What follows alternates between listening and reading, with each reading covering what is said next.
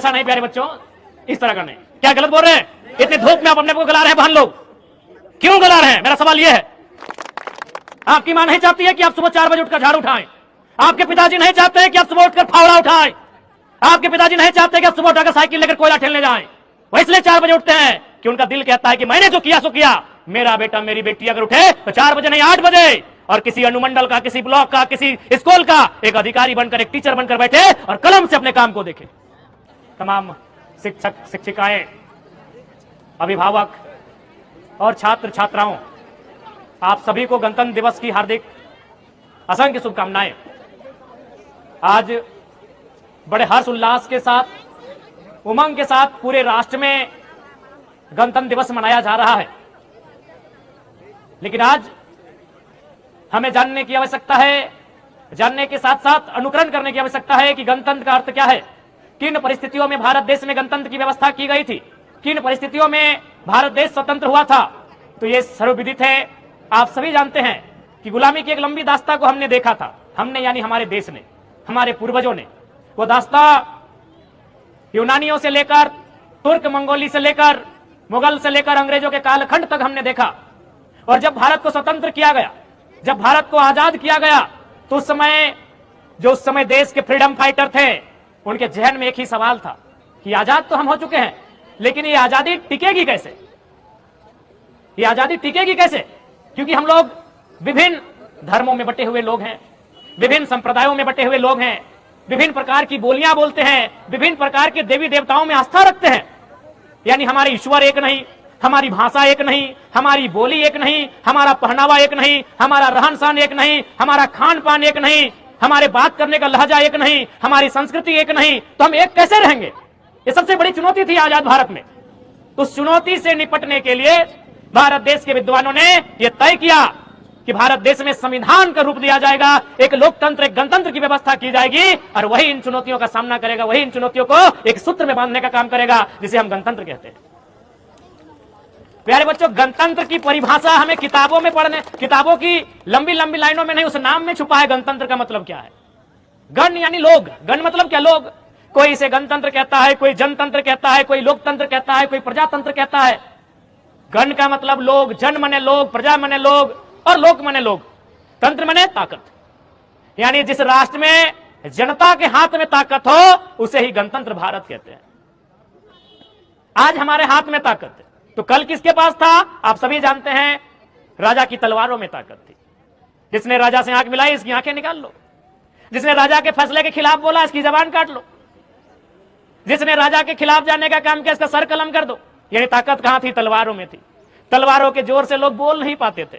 फिर अंग्रेजों का काल आया, ताकत कहां थी? अंग्रेजों के गोला में, बारूदों में ताकत थी। जिसने अंग्रेज की नीतियों की आलोचना की, जिसने अंग्रेजों की नीतियों का विरोध किया, उसे गोले में बांधकर उड़ा दिया गया। यानी ताकत तलवार से होकर तोप बंदूक तक आ गई, और आज एक आम व्यक्ति के हाथों तक आ गई, उसे ही गणतंत्र कहते हैं। आज आपके हाथों में ताकत है, आज इस कलम में ताकत है, आज आपके इस हाथ में जो उंगली में ये ब्लू रंग की स्याही लगाकर आप वोट करने जाते हैं, उस वोट में ताकत है। तो साफ शब्दों में गणतंत्र का मतलब, जहां गण के हाथों में ताकत हो, उसे ही गणतंत्र कहते हैं। पुनः आप सभी को गणतंत्र दिवस की शुभकामनाएं। और ये गणतंत्र है, गणतंत्र यानी समानता, गणतंत्र यानी सबको समान अवसर, गणतंत्र यानी सबको मौका।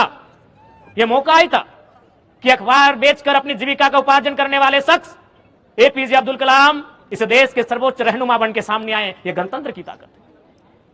चाय की केटलियों में चाय बेचने वाला शख्स नरेंद्र मोदी प्रधान सेवक बन के सामने आए। यह गणतंत्र की ताकत है। आज आपके बीच यही प्रण लेने की आवश्यकता है कि इस गणतंत्र की खूबसूरती को कैसे हम बचाएं। इस संविधान के मूल्यों का सम्मान कैसे हो, यह हमारे पास एक सवाल रहेगा। इसलिए जितने भी छात्र छात्राएं विशेषकर आपको संदेश देंगे, बड़ा ही सुंदर एनसीसी के भाई बहनों ने अपना प्रदर्शन किया। उन्हें देखकर तो बिल्कुल भी नहीं लगा कि झारखंड कॉलेज की छात्र छात्राएं हैं। ऐसा देखकर लगा कि मानो आईएएस आईपीएस की भट्टी में तपकर तैयार हुए छात्र छात्राएं हैं। और यही कॉलेज है। कॉलेज का एक मतलब अनुशासन भी होता है, जहां हम अनुशासन को सीखते हैं। कहावत है ना, discipline makes the nation great. अनुशासन ही राष्ट्र को महान बनाता है। ये कॉलेज की गलियां ही हैं, ये कॉलेज की पगडंडियां ही हैं, जहां आप अपने गुरुजनों के सानिध्य में, उनके संरक्षण में, अनुशासन को सीखेंगे, ज्ञान अर्जन करेंगे, अपने आप को विवेकवान, बुद्धिमान बनाकर इस विद्यालय से, इस महाविद्यालय से आप बाहर जाएंगे।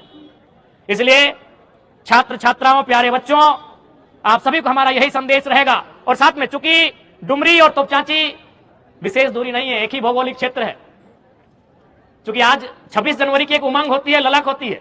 अच्छा, आप बताइए तो आप कितना बजे सुबह उठे थे? 5 बजे। अरुण कितने बजे उठे? 5 बजे उठे होंगे। अब आप पता कर लीजिए, आपकी मां आपसे 2 घंटा पहले उठी होगी। हाँ या ना, बस इतना बोलिएगा। आप अगर 5 बजे उठे हैं तो आपकी मां 4 बजे या 3:30 बजे उठी होगी। आप अगर 6 बजे उठेंगे तो आपकी मां 5:30 बजे या 4:30 बजे उठी होगी। उठ के पहला काम क्या क्या होगा? शर्माइए मत, हमारी मां ने भी किया होगा। हालांकि हमारी मां भी हॉस्पिटल में है। अगर घर में होती तो की होती? क्या? पहले झाड़ू पकड़ी होती, जूठे बर्तनों को पोछी होती। गलत बोल रहे हैं? यानी आपके उठने से 2 घंटे पहले आपकी मां उठती है, उठकर सबसे पहले हाथों में झाड़ू थमती है। क्यों मालूम है? न उसका भी दिल कहता है कि मेरी बेटी जब बड़ी हो जाए तो 4 बजे नहीं 8 बजे उठे और झाड़ू नहीं कलम थाम कर किसी ऑफिस में बैठकर अपना काम संभाले।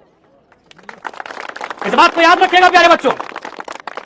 आपकी मां नहीं चाहती है कि आप सुबह 4 बजे उठकर झाड़ू उठाएं। आपके पिताजी नहीं चाहते हैं कि आप सुबह उठकर फावड़ा उठाएं। आपके पिताजी नहीं चाहते कि आप सुबह उठाकर साइकिल लेकर कोयला ठेलने जाएं। वो इसलिए 4 बजे उठते हैं कि उनका दिल कहता है कि मैंने जो किया सो किया। मेरा बेटा, मेरी बेटी अगर उठे तो 4 बजे नहीं 8 बजे, और किसी अनुमंडल का, किसी ब्लॉक का, किसी स्कूल का एक अधिकारी बनकर, एक टीचर बनकर बैठे और कलम से अपने काम को देखे।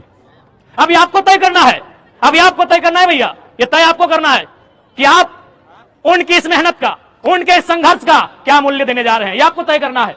आज देखिए इतनी धूप है कि नहीं, आप अपने आप को गला रहे हैं। देखिए कुछ बहन लोग का मेकअप भी उतर रहा है। नहीं, ऐसा नहीं प्यारे बच्चों, इस तरह का नहीं। क्या गलत बोल रहे हैं? इतनी धूप में आप अपने आप को गला रहे हैं बहन लोग, क्यों गला रहे हैं? मेरा सवाल यह है, आप अपने आप को तपा रहे हैं, क्यों तपा रहे हैं? मेरा यह सवाल है। आपने उस विषय में तो हंस दिया जब हमने कहा मेकअप उतर रहा है। मेरा वो विषय नहीं है, मेरा यह विषय है कि आप अपने आप को तपा क्यों रहे हैं, आप अपने आप को गला क्यों रहे हैं? इसलिए कि जब इस भट्टी से, इस महाविद्यालय की भट्टी से आप तप कर, गल कर, जब निखर कर बाहर आए तो काबिल होकर आए। क्या गलत बोल रहे हैं? देखो प्यारे बच्चों, यदि आपको पढ़ने में मन नहीं कर रहा है, यदि आपका मन कर रहा है कि हम दौड़ें, तो हम आपको कहेंगे आप दौड़िए, 4 घंटा दौड़िए, क्योंकि आप 4 घंटा पढ़ने आए हैं। 4 घंटा दौड़िए और झारखंड का नंबर 1 रनर बन के सामने आइए। यदि आपको गाने का मन कर रहा है, 4 घंटा प्रैक्टिस कीजिए और एक गीतकार बन के सामने आइए। यदि आपको लिखने का मन करता है तो एक लेखक बन के सामने आइए। मेरे कहने का मतलब है आप 4 घंटा 6 घंटा समय दे रहे हैं, जिस काम में समय दे रहे हैं उसका आपको एक्सपर्ट होना चाहिए। समय को आप गंवाने तो नहीं आए हैं, मौज मस्ती के उद्देश्य से नहीं आए हैं, आप कुछ पाने के उद्देश्य से आए हैं।